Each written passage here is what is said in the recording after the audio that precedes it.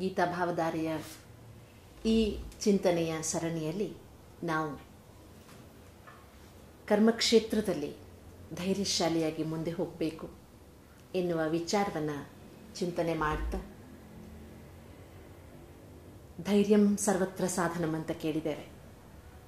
ಇದರ ಬಗ್ಗೆ ನಾವು ಯೋಚನೆ ಮಾಡಿದಾಗ ಎಷ್ಟೋ ಸಲ ನಾವು ಈ ಜಗತ್ತಿನಲ್ಲಿ ಕರ್ಮ ಸನ್ಯಾಸವೇ ಶ್ರೇಷ್ಠ ಅಂತ ಹೇಳಿ ವಾದ ಮಾಡುವವರನ್ನು ಕೇಳ್ತೇವೆ. ಯಾಕೆಂದರೆ ಕರ್ಮಯೋಗವನ್ನು ಬ್ಯಾಲೆನ್ಸ್ ಮಾಡೋಕ್ಕಾಗದಿದ್ದಾಗ ಯಾವುದರೋ ಒಂದು ಕಡೆಗೆ ವಾಲಿ ಹೋಗುವುದು ಸಾಮಾನ್ಯ. ಆದರೆ ಹೇಗೆ ನಾವು ಕೇಳ್ತೇವೆ, ಒಂದು ಸ್ಮಶಾನದಲ್ಲಿ ಒಂದು ದೊಡ್ಡ ಡೋಲು ಕಟ್ಟಲಾಗಿತ್ತು. ಆ ಡೋಲು ತನ್ನಷ್ಟಕ್ಕೆ ತಾನೇ ಬಾರಿಸ್ಕೊಳ್ತಾ ಇರ್ತಿತ್ತು. ಆ ಡೋಲಿನ ಚರ್ಮವನ್ನು ತಿನ್ನುವುದಕ್ಕಿಂತ ದೂರದಿಂದ ನೋಡಿದ ನರಿ ಓಡೋಡಿ ಬಂತು. ಹತ್ತಿರ ಬರುವಾಗ ಆ ಡೋಲು ಸದ್ದು ಮಾಡಿದಾಗ ಹೆದರ್ಕೊಂಡು ಓಡೋಯ್ತು. ಇನ್ನೊಂದು ನರಿ ಧೈರ್ಯ ಮಾಡಿ ಮುಂದೆ ಬಂತು. ಅಲ್ಲಿ ಬಾರಿಸುವವರು ಯಾರು ಇಲ್ಲ ಎನ್ನುವುದು ಗೊತ್ತಾದಾಗ ಅದನ್ನು ತಿಂತು ಎನ್ನುವಂಥ ಒಂದು ಪುಟ್ಟ ದೃಷ್ಟಾಂತ ನಮಗೆ ಕೇಳಕ್ಕೆ ಸಿಗುತ್ತೆ. ಹೌದು, ಮನುಷ್ಯ ಜೀವನಕ್ಕೂ ಸಹ ಧೈರ್ಯ ಎನ್ನುವುದು ಬೇಕು. ಮುಂದೆ ನುಗ್ಗಿ ಹೋಗಬೇಕು. ಅಲ್ಲೇ ನಿಂತ್ಕೊಂಡು ಹೆದರುವ ಪ್ರಮೇಯ ಮನುಷ್ಯನಿಗೆ ಯಾವಾಗ ಬರುತ್ತೆ ಅಂದರೆ,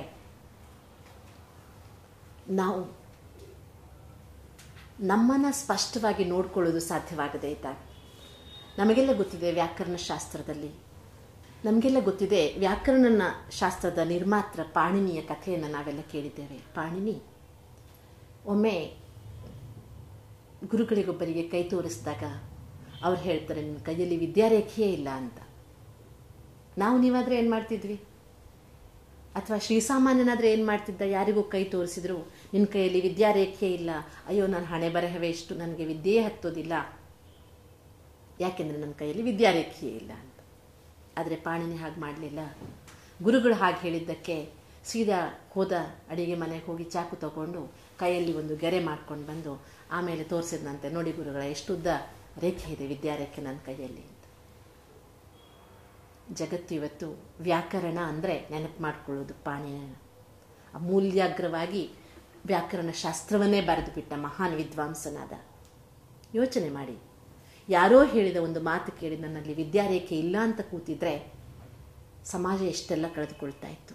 ಅದಕ್ಕೋಸ್ಕರ ಗೀತಾಚಾರ್ಯ ಹೇಳುವ ಹಾಗೆ ಪ್ರತಿಯೊಂದು ಆತ್ಮನಲ್ಲಿಯೂ ಎಲ್ಲವೂ ಇದೆ. ಆದರೆ ಈ ಒಂದು ಆತ್ಮನಲ್ಲಿ ಬೇಡವಾದ ಅವಗುಣಗಳೇನು ಸೇರಿಕೊಂಡಿದೆ, ಯಾವುದು ತ್ರಿಗುಣಗಳು ಅಂತ ಹೇಳಲಾಗುತ್ತೆ, ಅಥವಾ ಯಾವುದನ್ನು ವಿಶೇಷವಾಗಿ ಪಂಚವಿಕಾರಗಳು ಅಂತ ನಾವು ಕೇಳ್ತೇವೆ, ಅರಿಷಡ್ವೈರಗಳು ಅಂತ ಏನು ಕೇಳ್ತೇವೆ, ದೇಹ ಭಾವ ಏನು ಆತ್ಮನನ್ನು ಆವರಿಸಿಕೊಂಡಿದೆ, ಅದರಿಂದಾಗಿ ಆತ್ಮ ತನ್ನ ಮೂಲ ತತ್ವವನ್ನು, ತನ್ನ ಮೂಲ ಸತ್ವವನ್ನು ಕಳೆದುಕೊಂಡ್ಬಿಟ್ಟಿದೆ ಅಂತ.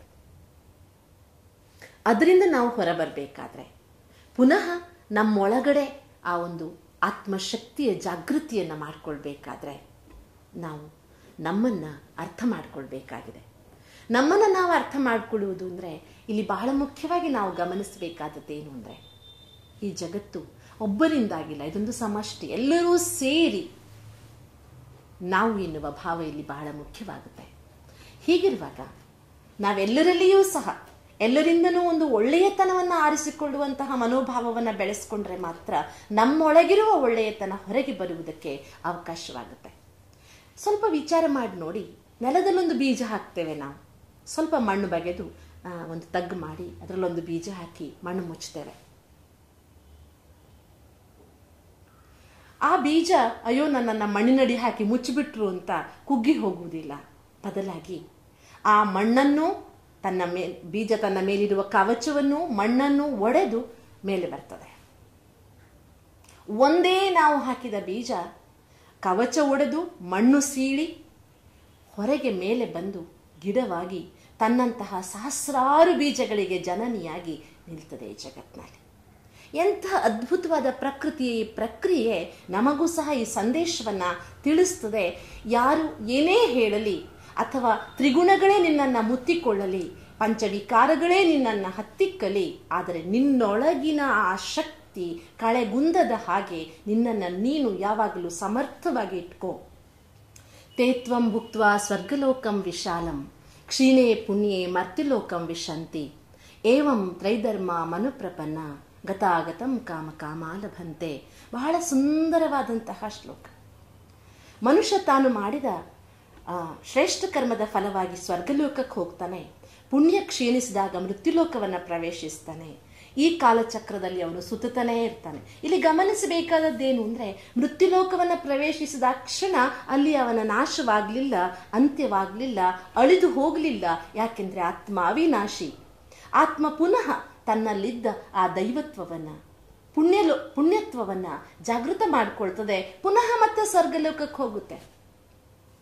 ಹೇಗೆ ಒಂದು ಬೀಜ ತನ್ನೊಳಗಿರುವಂತಹ ಸತ್ವವನ್ನು ಕವಚ ಒಡೆದು ಮಣ್ಣು ಬಗೆದು ಮೇಲೆ ಬರುವ ಹಾಗೆ, ಎಂತಹ ಪರಿಸ್ಥಿತಿಯೇ ಇದ್ರೂ ಸಹ ಆ ಪರಿಸ್ಥಿತಿಯನ್ನು ಸರಿಸಿ ನಮ್ಮೊಳಗಿರುವ ಆತ್ಮಶಕ್ತಿಯನ್ನು ಜಾಗೃತ ಮಾಡಿಕೊಳ್ಳುವ ಕಲೆಯನ್ನು ನಾವು ಬೆಳಗಿಸಿಕೊಳ್ಳುವುದಕ್ಕೆ ಪರಮಾತ್ಮನ ಈ ಒಂದು ಆಪ್ತ ಸಮಾಲೋಚನೆ ನಮಗೆ ಮಾರ್ಗದರ್ಶನವಾಗಿದೆ.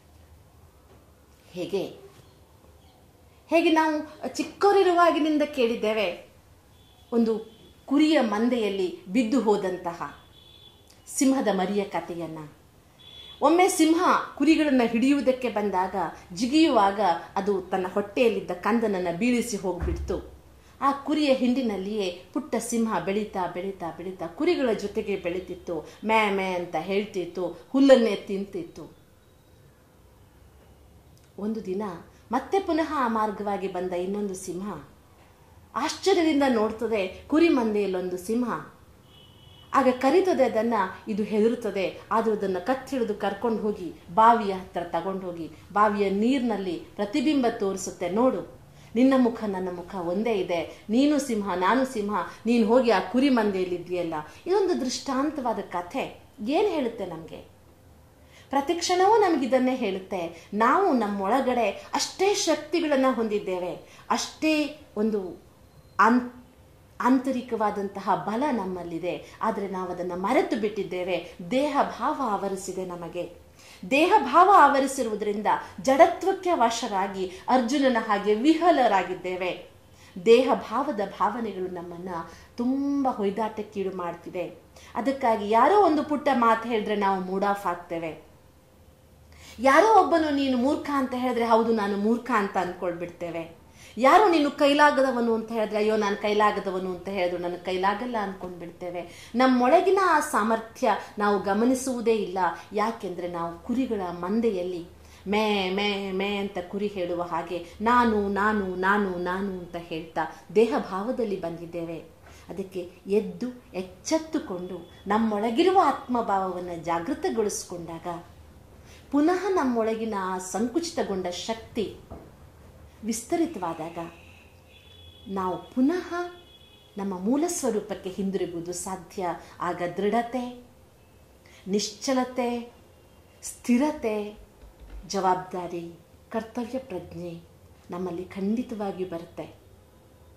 ಅದಕ್ಕಾಗಿ ನಾವು ಮಾಡಬೇಕಾದದ್ದೇನು? ನಮ್ಮೊಳಗಿನ ಆತ್ಮಭಾವ ಜಾಗೃತವಾಗುವುದು ಹೇಗೆ? ಬಹಳ ಸುಂದರವಾಗಿ ಕವಿ ಒಂದು ಕಡೆ ಹೇಳ್ತಾನೆ, ಹೇಗೆ ಆತ್ಮಭಾವದ ಜಾಗೃತಿ ಬರಬೇಕು, ಆ ಜಾಗೃತಿ ಸ್ಪಂದನ ಹೇಗಾಗಬೇಕು, ಅದಕ್ಕಾಗಿ ಏನು ಮಾಡಬೇಕು ಅಂದರೆ, ಅದಕ್ಕೆ ಅವನು ಹೇಳ್ತಾನೆ, ನಿಶ್ಚಲ ಮನಸ್ಸಿನಿಂದ ಏಕೋಭಾವದಿಂದ ಭಗವಂತನನ್ನು ನೀನು ಪ್ರಾರ್ಥನೆ ಮಾಡಬೇಕು. ಕೂತೇ ಪ್ರಾರ್ಥನೆ ಮಾಡಬೇಕಂತಿಲ್ಲ, ನಡೆದಾಡ್ತಾ ತಿರುಗಾಡ್ತಾ ಮಾತನಾಡ್ತಾ ಪರಮಾತ್ಮನನ್ನು ಪ್ರೀತಿಸ್ತಾ ನೀನು ಹೋದರೆ, ಹೇಗೆ ಒಂದು ಹಸುವಿನ ಕೆಚ್ಚಲಿಗೆ ಕರು ತುಟಿ ಸೋಕಿಸಿದಾಗ ಆ ತಾಯಿಗೆ ಒಂದು ಧನ್ಯತೆಯ ಅನುಭವವಾಗುತ್ತೆ. ಜೊತೆಗೆ ಆ ಕರುವಿಗೆ ತಾಯಿಯಿಂದ ಅಮೃತ ಧಾರೆಯೇ ಹರಿಯುತ್ತೆ. ಹಾಗೆ ನಾನು ಮಾಡಿದ ಭಕ್ತಿ, ನನ್ನ ಪ್ರೀತಿ ಪರಮಾತ್ಮನಿಗೆ ತಲುಪಿದಾಗ ನನಗೆ ಧನ್ಯತೆಯ ಅನುಭವವಾಗುತ್ತೆ. ಹಾಗೆ ಭಗವಂತನಿಂದ ಎಲ್ಲ ಶಕ್ತಿಗಳ, ಎಲ್ಲ ಬೆಳಕುಗಳ ಮಾರ್ಗದರ್ಶನ ನನಗೆ ಲಭಿಸುತ್ತೆ. ಇವೆರಡು ಅನುಭವವನ್ನು ನಾನು ಭಗವದ್ ಪ್ರೀತಿಯಲ್ಲಿ ಪಡೆದುಕೊಳ್ಳುವುದಕ್ಕೆ ಸಾಧ್ಯವಾಗುತ್ತೆ. ಅದನ್ನೇ ಗೀತಾಚಾರ್ಯ ಹೇಳುವುದು, ಅದನ್ನೇ ಅರ್ಜುನ ಮಾಡ್ತಾನೆ. ಕೊನೆಯಲ್ಲಿ ಅರ್ಜುನ ಅದಕ್ಕೆ ಈ ಮಾತನ್ನು ಹೇಳ್ತಾನೆ, ಪರಂ ಬ್ರಹ್ಮ ಪರಂ ಧಾಮ ಪವಿತ್ರಂ ಪರಮಂ ಭವಾನ್ ಪುರುಷಂ ಶಾಶ್ವತಂ ದಿವ್ಯಂ ಆದಿದೇವಂ ಅಜಂ ವಿಭುಂ. ನೀನು ಹೇಗಿದೆಯಾ ಅಂತ ನನಗೆ ಅರ್ಥವಾಯಿತು ಅಂತ. ಆದ್ದರಿಂದ ಇಲ್ಲಿ ಬಹಳ ಅಗತ್ಯವಾಗಿ ಬೇಕಾದದ್ದೇನು ಅಂದರೆ, ನಾವು ಪರಮಾತ್ಮನನ್ನು ಯಾವುದೇ ರೀತಿಯ ಒಂದು ಸಂಶಯವಿಲ್ಲದೆ, ಅಸಂಶಯ ಮಹಾಬಾಹು ಎಂಥ ಸುಂದರವಾಗಿ ಹೇಳ್ತಾನೆ. ನಾವಿಲ್ಲಿ ಬಹಳ ಮುಖ್ಯವಾಗಿ ಗಮನಿಸಬೇಕಾದದ್ದು, ಪ್ರತಿ ಹಂತದಲ್ಲಿಯೂ ಸಹ ಗಮನಿಸಬೇಕಾದದ್ದು, ನಮ್ಮನ್ನ ಪರಮಾತ್ಮ ಯಾವಾಗಲೂ ಪ್ರೀತಿಸ್ತಾರೆ ಎನ್ನುವಂತಹ ವಿಶ್ವಾಸ ನಮಗಿರಬೇಕು.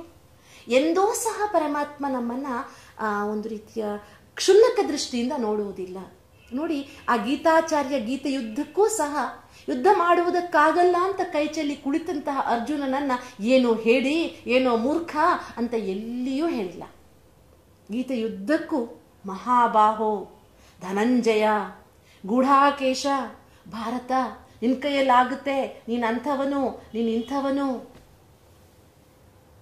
ಗಾಂಧೀವಿ ನೀನು ಇಂದ್ರನ ಮಗ, ನೀನು ಅಂತಹ ಶೂರ ವೀರ ಧೀರ ಮಹಿಳೆ ಕುಂತಿಯ ಮಗ, ಹೀಗೆಲ್ಲ ಸಂಬೋಧಿಸ್ತಾ ಹೋಗ್ತಾನೆ. ಅದು ಅವನಲ್ಲಿ ಅವನ ಆತ್ಮಗೌರವವನ್ನ ಪುನಃ ಬೆಳೆಸುವುದಕ್ಕೆ ಕಾರಣವಾಗುತ್ತೆ. ಇಲ್ಲಿ ನಾವು ಒಂದು ಮಾತನ್ನಂತೂ ಖಂಡಿತ ನೋಟ್ ಮಾಡ್ಕೋಬೇಕು. ನಮ್ಮೆದುರಿನ ಯಾವುದಾದ್ರೂ ಒಬ್ಬ ವ್ಯಕ್ತಿಯನ್ನ ಪುನಃ ನಾವು ಎಬ್ಬಿಸಿ ನಿಲ್ಲಿಸಬೇಕಾದ್ರೆ ಅವನಲ್ಲಿಯ ಆ ಆತ್ಮಭಾವವನ್ನು ಜಾಗೃತ ಮಾಡಬೇಕು, ಅವನಲ್ಲಿಯ ವಿಶೇಷತೆಗಳನ್ನು ಎತ್ತಿ ಹೇಳಬೇಕು. ಅದನ್ನೇ ಗೀತಾಚಾರ್ಯ ನಮಗೆ ಹೇಳುವುದು, ಎಲ್ಲರಲ್ಲಿಯೂ ಒಂದು ಒಳ್ಳೆಯತನವನ್ನು ನೋಡು. ಇಲ್ಲಿಂದನೇ ನಾವು ಶುರು ಮಾಡಿದ್ವಿ. ನಾನು ನನ್ನಲ್ಲಿ ಈ ಕರ್ಮಶ್ರೇಷ್ಠತೆಯನ್ನು ತಂದುಕೊಳ್ಳುವುದು ಯಾವಾಗ ಸಾಧ್ಯ ಆಗುತ್ತೆ ಅಂದರೆ, ಈ ಜಗತ್ತಿನಲ್ಲಿ ಕರ್ಮಕ್ಷೇತ್ರದಲ್ಲಿರುವ ಸಕಲ ಜೀವಿಗಳಲ್ಲಿ ಒಂದು ಒಳ್ಳೆಯತನವನ್ನು ನೋಡುವ ಅಭ್ಯಾಸವನ್ನು ಮಾಡಿಕೊಂಡಾಗ, ಎಲ್ಲರಲ್ಲಿ ನಾನು ಆ ಒಳ್ಳೆಯತನವನ್ನೇ ನೋಡ್ತಾ ಹೋದಾಗ, ಆ ಒಳ್ಳೆಯತನದ ಪಾಸಿಟಿವ್ ವೈಬ್ರೇಷನ್ ಏನು ನನ್ನ ಕಡೆಗೆ ಬರುತ್ತೆ, ಅದು ನನ್ನೊಳಗಿನ ಒಳ್ಳೆಯತನವನ್ನು, ನನ್ನೊಳಗಿನ ಗಟ್ಟಿ ಮನಸ್ಸಿನ ನಿರ್ಧಾರವನ್ನು ಜಾಗೃತ ಮಾಡುತ್ತೆ. ಪ್ರತಿಯೊಬ್ಬರಲ್ಲಿಯೂ ಒಳ್ಳೆಯತನ ಇದೆ. ಎಂತಹ ವಿಚಿತ್ರವಾದ ಜೀವನ ಇದು ಅಂದರೆ, ಜೀವನದುದ್ದಕ್ಕೂ ನಮಗೆ ಒಳ್ಳೆಯದನ್ನು ಮಾಡಿದವರು ಎಲ್ಲೋ ಒಂದು ಸಲ ನಮಗೇನಾದರೂ ಆಗಬಾರದನ್ನು ಮಾಡಬಾರದನ್ನು ಮಾಡಿಬಿಟ್ರೆ, ಅವರು ಮಾಡಿದ ಎಲ್ಲ ಒಳ್ಳೆಯತನ ಮರೆತು ಹೋಗುತ್ತೆ. ಅದು ಒಂದೇ ಮಾಡಬಾರದು ನಮಗೆ ನೆನಪುಳಿದ್ಬಿಡುತ್ತೆ. ಇದು ನಮ್ಮ ಮನೋಭಾವವಾಗ್ಬಿಟ್ಟಿದೆ. ಅದನ್ನು ಬದಲಾಯಿಸ್ಕೊಳ್ಳೋಣ. ಪ್ರತಿಯೊಬ್ಬ ವ್ಯಕ್ತಿಯಲ್ಲಿಯೂ ಒಳ್ಳೆಯದನ್ನು ನೋಡುವುದು ನನ್ನೊಳಗಿನ ಒಳ್ಳೆಯತನವನ್ನ. ಒಳ್ಳೆಯತನ ಅಂದ್ರೇನು? ನಾನಿಲ್ಲಿ ಕೇವಲ ಆದರ್ಶದ ಮಾತನಾಡ್ತಿಲ್ಲ, ನನ್ನೊಳಗಿನ ಶಕ್ತಿಗಳನ್ನು, ನನ್ನೊಳಗಿನ ದುರ್ಬಲತೆಗಳನ್ನು ಮೆಟ್ಟಿ ನಿಲ್ಲುವ ಸಾಮರ್ಥ್ಯವನ್ನು ನನಗೆ ಬೆಳಗಿಸುತ್ತೆ ಎನ್ನುವುದನ್ನು ಗೀತಾಚಾರ್ಯ ಹೇಳ್ತಾನೆ.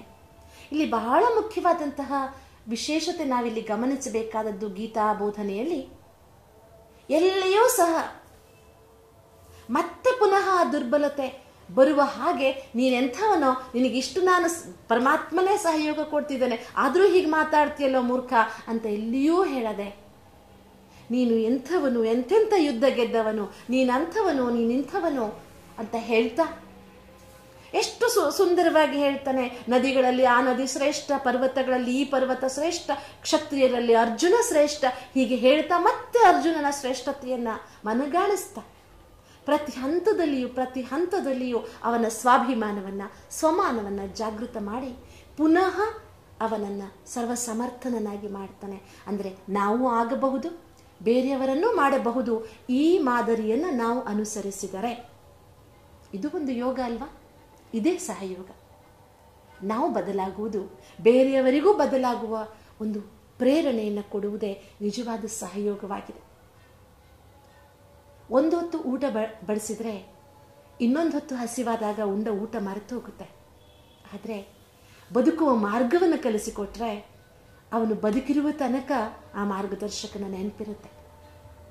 ಅದಕ್ಕೆ ಹೇಳ್ತಾರೆ, ಅನ್ನದಾನಂ ಮಹಾದಾನಂ ವಿದ್ಯಾದಾನಂ ತಥ ಪರಂ ಅನ್ನೇನ ಕ್ಷಣಿಕ ತೃಪ್ತಿ ಯಾವ ಜೀವಂಚ ವಿದ್ಯೆ. ವಿದ್ಯೆ ಅಂದರೆ ಬೆಳಕು.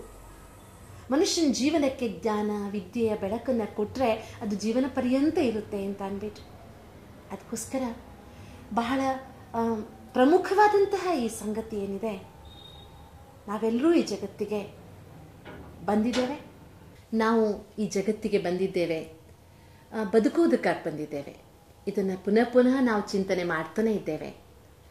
ಈ ಬದುಕಿನಲ್ಲಿ ಈ ಆತ್ಮ ದೇಹ ಎನ್ನುವ ರಥದಲ್ಲಿ ಸವಾರನಾಗಿದ್ದಾನೆ. ಅಥವಾ ಹೀಗೆನ್ನಬಹುದು, ದೇಹ ಎನ್ನುವ ಕುದುರೆಯನ್ನೇರಿ ಆತ್ಮ ಸವಾರಿ ಮಾಡ್ತಾ ಇದೆ. ಈ ಕುದುರೆ ತುಂಬ ವೇಗವಾಗಿದೆ, ಕುದುರೆ ಹುಚ್ಚುಚ್ಚಾಗಿ ಓಡುತ್ತೆ. ಅದಕ್ಕೆ ಈ ಕುದುರೆಯನ್ನೇ ನಾನು ಇಳಿದು ಬಿಡ್ತೇನೆ ಅಂತ ಹೇಳುವುದು ಯಾವುದೇ ಯಶಸ್ವಿ ಸವಾರನ ಲಕ್ಷಣವೇ ಅಲ್ಲ. ಎಂತಹ ಕುದುರೆಯನ್ನಾದರೂ ಪಳಗಿಸಿ ಅದನ್ನು ಲಗಾಮು ಕಡಿವಾಣಗಳ ಆಧಾರದಿಂದ ಸರಿಯಾಗಿ ಹತೋಟಿಯಲ್ಲಿ ಇಟ್ಟುಕೊಂಡು ಸರಿಯಾಗಿ ಸವಾರಿ ಮಾಡಬಲ್ಲವನೇ ನಿಜವಾದ ಅತ್ಯುತ್ತಮವಾದ ಸವಾರನಾಗಿದ್ದಾನೆ. ಅದಕ್ಕಾಗಿಯೇ ಹೇಳಲಾಗ್ತದೆ, ದರಿದ್ರನು ವಿರಕ್ತನೇ, ಹಲ್ಲಿಲ್ಲದವನು ಪಥ್ಯಾನ್ನ ಸೇವೆಯೇ, ಮೂಕನು ಮೌನಿಯೇ. ಖಂಡಿತವಾಗಿಯೂ ಅಲ್ವಾ? ಬಾಯೇ ಬರಲ್ಲ, ಅದಕ್ಕೆ ಅವನಿಗೆ ಮೌನಿ ಅಂತ ಹೇಳಕ್ಕಾಗೋದಿಲ್ಲ.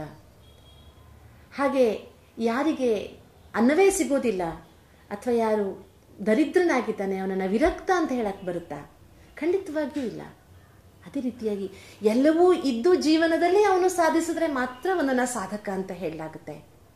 ಅದಕ್ಕೋಸ್ಕರ ಬಹಳ ಮುಖ್ಯವಾಗಿ ಈ ಕರ್ಮ ಕ್ಷೇತ್ರದಲ್ಲಿ ನಾವು ಈ ಕರ್ಮಕ್ಷೇತ್ರ ಮತ್ತು ಧರ್ಮ ಎರಡರ ಮಧ್ಯೆ ಸಮತೋಲನೆಯನ್ನು ಕಾಪಾಡಿಕೊಳ್ಳುವಂಥ ಅಭ್ಯಾಸವನ್ನು ಮಾಡಿಕೊಳ್ಬೇಕಾದ್ರೆ 1-2-3 ಜೀವನಾವಶ್ಯಕವಾದಂತಹ ಚಿಂತನೆಗಳನ್ನು ಸದಾಕಾಲ ನಮ್ಮ ಜೊತೆಗೆ ಇಟ್ಕೊಳ್ಬೇಕಾದದ್ದು ಅತೀ ಅಗತ್ಯವಾದಂತಹ ಸಂಗತಿ. ಅದೇನು ಅಂದರೆ, ನಾವೆಷ್ಟೇ ಸಮರ್ಥರಾದರೂ ಸಹ ನಮ್ಮನ್ನು ರಕ್ಷಿಸುವವನು ಸರ್ವಶಕ್ತನಾದ ಒಬ್ಬ ಪರಮಾತ್ಮನಿದ್ದಾನೆ, ಅವನಿಲ್ಲದೆ ನಾವಿಲ್ಲ ಎನ್ನುವ ಮನೋಭಾವ ಯಾವತ್ತೂ ಇರಬೇಕು. ನಾನೇ ಎಲ್ಲ ಎನ್ನುವ ಭಾವನೆ ನಮಗೆಂದು ಬೇಡ. ಯಾಕೆಂದರೆ ಜೀವನದ ಯಶಸ್ಸಿಗೆ ಇವೆರಡು ಆಧಾರ, ಒಂದು ಆತ್ಮಬಲ, ಇನ್ನೊಂದು ದೈವಬಲ. ಏನಾದರೂ ಸರಿ ನಾನು ಮಾಡಬಲ್ಲೆ ಎನ್ನುವಂತಹ ಸೆಲ್ಫ್ ಕಾನ್ಫಿಡೆನ್ಸ್ ನಮಗಿರಬೇಕು. ಆದರೆ ನಾನು ಮಾಡುವುದಕ್ಕೆ ಭಗವಂತ ನನ್ನ ಜೊತೆಗೆ ಸದಾಕಾಲ ನೆರಳಾಗಿ ನನ್ನನ್ನು ರಕ್ಷಿಸ್ತಾನೆ ಎನ್ನುವ ವಿನೀತ ಭಾವವೂ ಅದರೊಳಗೆ ಇದ್ದಾಗ ಮಾತ್ರ ಯಶಸ್ಸು ನಮಗೆ ಸದಾಕಾಲ ಸಿಗುತ್ತೆ. ಎರಡನೇದಾಗಿ ನಮಗಿರಲೇಬೇಕಾದ ಇನ್ನೊಂದು ಭಾವನೆ ಯಾವುದು ಅಂದರೆ, ನಾನೇನೂ ಅಲ್ಲ ಎನ್ನುವಂತಹ ಕೀಳರಿಮೆಯೂ ಬೇಡ. ನಮ್ಮ ಒಂದು ಶಕ್ತಿ ಸಾಮರ್ಥ್ಯಗಳ ಬಗ್ಗೆ ನಮಗೆಂದೂ ಸಹ ಕೀಳರಿಮೆ ಎಂದಿಗೂ ಸಹ ಬೇಡ, ಯಾರಿಗೂ ಬೇಡ. ಯಾಕೆಂದರೆ ನನ್ನಂತೆ ಈ ಜಗತ್ತಿನಲ್ಲಿ ಇನ್ಯಾರೂ ಇಲ್ಲ. 5 ಬೆರಳು ಸಮ ಇಲ್ಲ. ಸಮ ಇದ್ದಿದ್ರೆ ಜಗತ್ತಿನ ಮಾತು ಬಿಡಿ, ಅನ್ನ ಊಟ ಮಾಡೋಕ್ಕೂ ಬರ್ತಿರಲಿಲ್ಲ. ಈ ಸೃಷ್ಟಿಯಲ್ಲಿ ನನಗೆ ನನ್ನದೇ ಆದಂತಹ ಪಾತ್ರ ನಿಶ್ಚಿತವಾಗಿದೆ. ನನ್ನ ಪಾತ್ರವನ್ನು ಇನ್ನೊಬ್ಬರು ಮಾಡುವುದಕ್ಕೆ ಸಾಧ್ಯವಿಲ್ಲ. ಈ ವಿಶ್ವಾಸವೂ ನಮಗೆ ಇರಬೇಕಾಗಿದೆ. ಅದನ್ನೇ ಗೀತಾಚಾರ್ಯ ಪದೇ ಪದೇ ಹೇಳ್ತಾನೆ, ಸೃಷ್ಟಿ ಎನ್ನುವ ನಾಟಕದಲ್ಲಿ ನಾವೆಲ್ಲ ಪಾತ್ರಧಾರಿಗಳಾಗಿದ್ದೇವೆ ಅಂತ. ಅದರಿಂದ ಈ ಎಲ್ಲ ಭಾವನೆಗಳಿಂದ ಅತೀತವಾಗಿ ನಾನೇ ಎಲ್ಲ ಎನ್ನುವ ಭಾವನೆಯೂ ಬೇಡ, ನಾನೇನೂ ಅಲ್ಲ ಎನ್ನುವ ಭಾವನೆಯೂ ಬೇಡ. ನಾವು ಬಹಳ ಮುಖ್ಯವಾಗಿ ಗಮನಿಸಬೇಕಾದಂತಹ ಇನ್ನೊಂದು ಸಂಗತಿ, ಬಹಳ ಸಲ ನಾವು ಮಾಡುವ ತಪ್ಪೇನು ಅಂದರೆ, ಇವರು ಸರಿ ಇಲ್ಲ ಅದಕ್ಕೆ ನಾನು ಸರಿ ಇಲ್ಲ, ಇವರು ಹಾಗೆ ಮಾಡ್ತಾರೆ ಅದಕ್ಕೆ ನಾನು ಹೀಗೆ ಮಾಡ್ತೇನೆ. ನೋಡಿ, ಅವರು ಸರಿ ಇಲ್ಲ, ಇವರು ಸರಿ ಇಲ್ಲ, ಅದಕ್ಕೆ ನಾನು ಹೀಗೆ ಮಾಡ್ತೇನೆ ಅನ್ನುವುದೇ ಸರಿಯಲ್ಲ. ಮೊದಲು ಅವರು ಸರಿ ಇಲ್ಲ, ಸರಿ, ನಾನು ಸರಿ ಮಾಡಬಹುದಲ್ಲ. ಅವ್ರು ಮಾಡ್ತಿದ್ದಾರೆ, ಯಾರೋ ಬಿದ್ರು ಅಂತ ನಾನು ಬೀಳುವುದು ಜಾಣನ ಲಕ್ಷಣ ಅಲ್ವಲ್ಲ. ಅದಕ್ಕೋಸ್ಕರ ಈ ರೀತಿ ನಾವು ಸಹ ಮಾಡದಿರುವ ಕಡೆಗೆ ನಮ್ಮ ಜೀವನದ ಕ್ರಮದ ಮೇಲೆ ನಮಗೆ ಗಮನ ಬೇಕಾಗಿದೆ. ಬಂಧುಗಳೇ, ಭಗವಂತ ಹೇಳ್ತಾನೆ, ಈ ಜಗತ್ತಿಗೆ ನಾನು ಬಂದಿದ್ದೇನೆ, ಅವ್ಯಕ್ತಂ ವ್ಯಕ್ತಿಮಾಪನ್ನಂ ಮಜ್ಞಂತೆ ಮಾಮ ಬುದ್ಧಯ ಪರಂ ಭಾವಮಜಾನಂತೋ ಮಮಾವ್ಯಯಂ ಅನುತ್ತಮ. ಅವ್ಯಕ್ತನಾದ ನಾನು ವ್ಯಕ್ತಿಯ ಒಂದು ಮನುಷ್ಯ ಶರೀರದ ಆಧಾರವನ್ನು ತೆಗೆದುಕೊಂಡು ಈ ಜಗತ್ತಿಗೆ ಬಂದಿದ್ದೇನೆ. ಆದರೆ ಆ ಪರಮಾತ್ಮ ಬಂದಿದ್ದನ್ನು ನೋಡುವುದಕ್ಕೆ ನಾವು ಉಪಕ್ರಮಿಸಬೇಕಾಗಿದೆ. ಕಣ್ಣು ತೆರೆಯಬೇಕಾಗಿದೆ, ಮನಸ್ಸು ತೆರೆಯಬೇಕಾಗಿದೆ, ಜ್ಞಾನದಿಂದ ನಮ್ಮನ್ನು ನಾವು ಅಲಂಕರಿಸಿಕೊಳ್ಬೇಕಾಗಿದೆ. ದೇವಭಾವದಿಂದ ಹೊರಗೆ ಬಂದು ಭಗವಂತನನ್ನು ಪರಿಚಯಿಸಿಕೊಳ್ಬೇಕಾಗಿದೆ. ಆಗ ನೇರವಾಗಿ ಪರಮಾತ್ಮ ಮಾಡುವ ಈ ಒಂದು ಆಪ್ತ ಸಮಾಲೋಚನೆಗೆ ನಮ್ಮನ್ನು ನಾವು ಒಗ್ಗಿಕೊಂಡಾಗ ನಮ್ಮೊಳಗಿನ ಎಲ್ಲ ಮಾಲಿನ್ಯವನ್ನು ತೊಳೆಯುವ ಪೂರ್ಣ ಭರವಸೆಯನ್ನು ಪರಮಾತ್ಮ ನಮಗೆ ಕೊಡ್ತಾನೆ. ಅದಕ್ಕಾಗಿ ನಾವೆಲ್ಲರೂ ಆ ದಿಶೆಯಲ್ಲಿ ಉಪಕ್ರಮಿಸೋಣ, ಪರಮಾತ್ಮನ ಕೈ ಹಿಡ್ಕೊಳ್ಳೋಣ, ಪರಮಾತ್ಮನ ಜೊತೆಗೆ ಸಾಗೋಣ. ಪರಮಾತ್ಮ ಗೀತಾಚಾರ್ಯ ಏನು ಗೀತಾ ಜ್ಞಾನವನ್ನು ಅರ್ಜುನನಿಗೆ ಹೇಳಿದ್ದ ಅಂತ ನಾವು ಕೇಳಿದ್ವಿ, ಅದು ಈಗ ಪುನಃ ನಡೀತಾ ಇದೆ. ವ್ಯಕ್ತಿ ಮುಖ್ಯ, ವ್ಯಕ್ತಿಯ ಮಾತು ಮುಖ್ಯ. ಅವೆರಡನ್ನೂ ಜೀವನದಲ್ಲಿ ಅಳವಡಿಸಿಕೊಂಡಾಗ ಅಭಿವ್ಯಕ್ತಿಯೂ ಮುಕ್ತವಾಗುತ್ತೆ ಎನ್ನುವುದನ್ನು ಅರ್ಥ ಮಾಡಿಕೊಳ್ಳೋಣ. ಪರಾಶಕ್ತಿಯಾದ ಪರಮಾತ್ಮ, ಸರ್ವಶಕ್ತನಾದ ಪರಮಾತ್ಮ, ಗೀತಾ ಜ್ಞಾನದಾತನಾದ ಪರಮಾತ್ಮ ಈ ಧರ್ಮಗ್ಲಾನಿಯ ಸಮಯದಲ್ಲಿ ಆತ್ಮಧರ್ಮವೆಲ್ಲ ಗ್ಲಾನಿಯಾಗಿರುವಾಗ, ದೇಹಭಾವವೇ ಸರ್ವತ್ರ ಸರ್ವವ್ಯಾಪಿಯಾಗಿರುವಾಗ, ಮನುಷ್ಯ ಧರ್ಮವೆಲ್ಲವೂ ನಾಶವಾಗಿ ಹೋಗಿರುವಾಗ, ಮಾನವೀಯತೆ ಕಣ್ಣು ಕಾಣದೆ ಕಂಗೆಟ್ಟಿರುವಾಗ, ಪುನಃ ಈ ಜಗತ್ತಿನಲ್ಲಿ ಆತ್ಮಭಾವವನ್ನು ಜಾಗೃತ ಮಾಡಿ ಸೋದರ ಧರ್ಮವನ್ನು ಬೆಳೆಸಿ ಮಾನವನನ್ನು ಮಹಾಮಾನವನನ್ನಾಗಿ ಮಾಡುವುದಕ್ಕಾಗಿ ಮಹಾಮಾನವನ ರೂಪದಲ್ಲಿ ಪರಮಾತ್ಮ ಈ ಜಗತ್ತಿಗೆ ಬಂದಿದ್ದಾನೆ. ಅದು ಅರ್ಥವಾಗಬೇಕಾದರೆ ನಾವು ಸಹ ಅರ್ಜುನರಾಗಬೇಕು. ಪರಮಾತ್ಮನನ್ನು ನೋಡುವಂತಹ ಅದ್ಭುತವಾದ ಜ್ಞಾನದ ನೇತ್ರವನ್ನು ನಾವು ಪಡೆದುಕೊಳ್ಬೇಕು. ಖಂಡಿತವಾಗಿಯೂ ನಾವ್ಯಾರೂ ಧೃತರಾಷ್ಟ್ರರಾಗುವುದಿಲ್ಲ ಎನ್ನುವ ವಿಶ್ವಾಸ ನನಗಿದೆ ಅಲ್ವಾ? ಕೇಳಿದ್ದೆಲ್ಲ ಕೇಳಿ ನಾವು ಮಾಡಿದ್ದೇ ಸರಿ ಎನ್ನುವ ನಮ್ಮ ತಪ್ಪನ್ನು ಸಮರ್ಥಿಸಿಕೊಳ್ಳುವ ಮನೋಭಾವದಿಂದ ಹೊರಬರೋಣ. ಕೇಳಿದ್ದೆಲ್ಲ ಕೇಳಿ ಕೇವಲ ಧನ್ಯತೆಯ ಅನುಭವವನ್ನು ಮಾಡುವ ಸಂಜಯತ್ವದಿಂದಲೂ ಹೊರಬರೋಣ. ಬದಲಾಗೋಣ. ಬದಲಾವಣೆ ಎಲ್ಲಿಂದನೂ ಅಲ್ಲ, ನಮ್ಮಿಂದ ಶುರುವಾಗುತ್ತದೆ. ಚಿಂತನೆಯ ಧಾಟಿ ಬದಲಾಗಲಿ, ಯೋಚನೆಯ ಸರಣಿ ಬದಲಾಗಲಿ. ಕೇವಲ ಯೋಜನೆಗಳನ್ನು ಮಾಡುವುದು ಬೇಡ, ನಮ್ಮನ್ನು ನಾವು ಬದಲಾಯಿಸಿಕೊಳ್ಳುವತ್ತ ಇವತ್ತಿನಿಂದಲೇ ಪ್ರಾರಂಭ ಮಾಡೋಣ. ಕೇವಲ ಸಕಾರಾತ್ಮಕ ಚಿಂತನೆಗಳನ್ನಲ್ಲ, ನಮ್ಮಲ್ಲಿ ನಾವು ಆತ್ಮಗುಣಗಳನ್ನು ಬೆಳೆಸಿಕೊಳ್ಳುವ ಚಿಂತನೆಯನ್ನು ಮಾಡಿಕೊಳ್ಳೋಣ. ಬೇರೆಯವರಲ್ಲಿ ಪ್ರತಿಯೊಬ್ಬರಲ್ಲಿಯೂ ಸಹ ಸದಾಚಾರವನ್ನೇ ಗಮನಿಸೋಣ. ಆ ಮೂಲಕ ಗೀತಾಭಾವಧಾರೆಯ ಒಂದು ವಾಸ್ತವಿಕವಾದ ಜೀವನ ಶೈಲಿಯನ್ನು ನಮ್ಮದನ್ನಾಗಿಸಿಕೊಳ್ಳೋಣ ಎನ್ನುವ ಸದಾಶಯಗಳೊಂದಿಗೆ ಓಂ ಶಾಂತಿ. ಜ್ಯೋತಿ ಕಿರಣ ಕಂಡೇ ದಿನ, ಜ್ಯೋತಿ ಕಿರಣ ಕಂಡೇ, ಜ್ಯೋತಿ ಕಿರಣ ಕಂಡೇ ದಿನ, ಜ್ಯೋತಿ ಕಿರಣ ಕಂಡೇ. ಘೋರ ನಿರಾಶೆಯ ಜೀವನದಲ್ಲಿ ಕತ್ತಲು ತುಂಬಿದ ಈ ಮನದಲ್ಲಿ, ಬರಡು ಬಾಳಿನ ಈ ನೆಲದಲ್ಲಿ ಜ್ಞಾನದ ಬಳ್ಳಿ ಚಿಗುರಿತು ಇಲ್ಲಿ. ಕಾಂತಿ ಕಿರಣ ಕಂಡೇ ನವ ಜ್ಯೋತಿ ಕಿರಣ ಕಂಡೇ, ಜ್ಯೋತಿ ಕಿರಣ ಕಂಡೇ ದಿನ, ಜ್ಯೋತಿ ಕಿರಣ ಕಂಡೇ.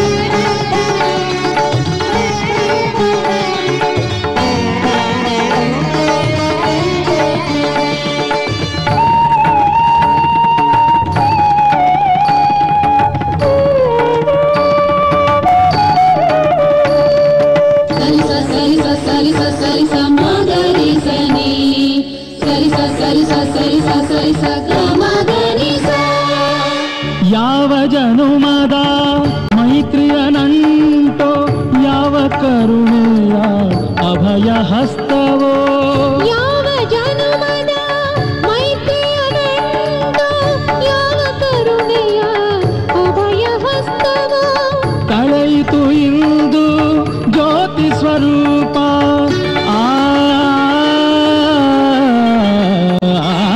ಕಳೆಯಿತು ಇಂದು ಜ್ಯೋತಿ ಸ್ವರೂಪ.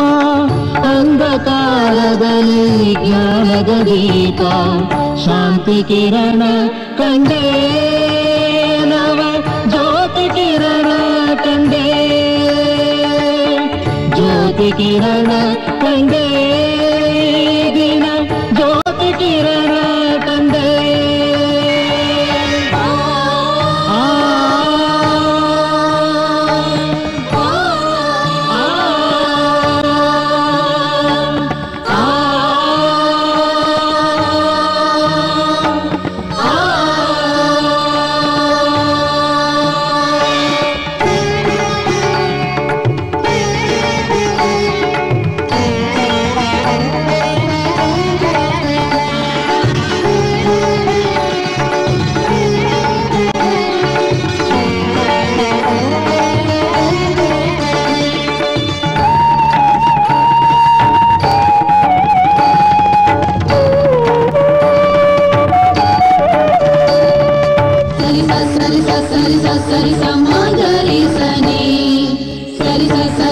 ಸರಿ ಸ ಸರಿ ಸ ಗ ಮ ಗ ನಿ ಸ.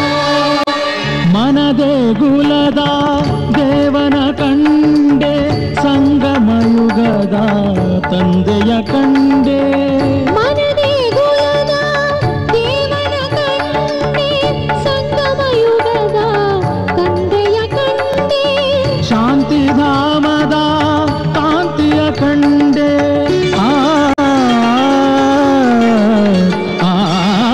ಶಾಂತಿಧಾಮದ ಕಾಂತಿಯ ಕಂಡೆ. ಸುಖಧಾಮದ ನವ ಜೀವನ ಕಂಡೆ. ಭಾಗ್ಯ ಕಿರಣ ಕಂಡೆ. ನವ ಜ್ಯೋತಿ ಕಿರಣ ಕಂಡೆ. ಜ್ಯೋತಿ ಕಿರಣ ಕಂಡೆ. ದಿನ ಜ್ಯೋತಿ ಕಿರಣ ಕಂಡೆ. ಘೋರ ನಿರಾಶೆಯ ಜೀವನದಲ್ಲಿ ಕತ್ತಲು ತುಂಬಿದ ಈ ಮನದಲ್ಲಿ ಬರಡು ಬಾಳಿನ ಈ ನೆಲದಲ್ಲಿ ಜ್ಞಾನದ ಬಳ್ಳಿ ಚಿಗುರಿತು ಇಲ್ಲಿ. ಕಾಂತಿ ಕಿರಣ ಕಂಡೆ. ನವ ಜ್ಯೋತಿ ಕಿರಣ ಕಂಡೆ. ಜ್ಯೋತಿ ಕಿರಣ ಕಂಡೆ.